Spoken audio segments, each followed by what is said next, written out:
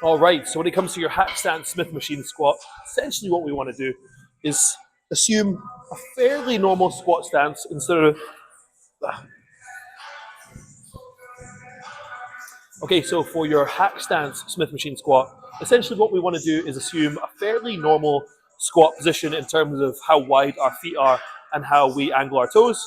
But we're just going to bring our feet a little bit further forward than usual. That's the only difference. So we want about just outside hip width apart in terms of the width of our feet, and we're going to angle our toes outwards like this. And as I said, just pop them forward a little bit. So for the purpose of this demonstration, I'm going to stand under the Smith machine facing the wrong way, just so you can see what I'm doing. But go ahead and pop the bar on top of your traps. Make sure you're nice and centered.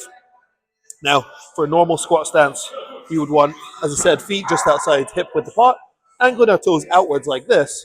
But for the hack stance squat, we want to be just a little bit further forward, making sure that your spine remains under the bar and your hips remain under the bar, but you're just going to be almost sat back a little bit into the squat and press up.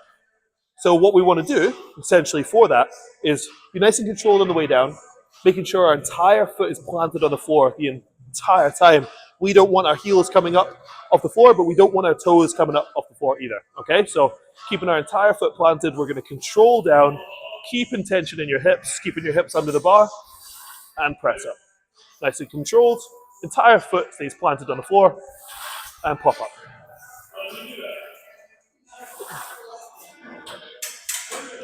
And that is it for your hack stance Smith machine squat.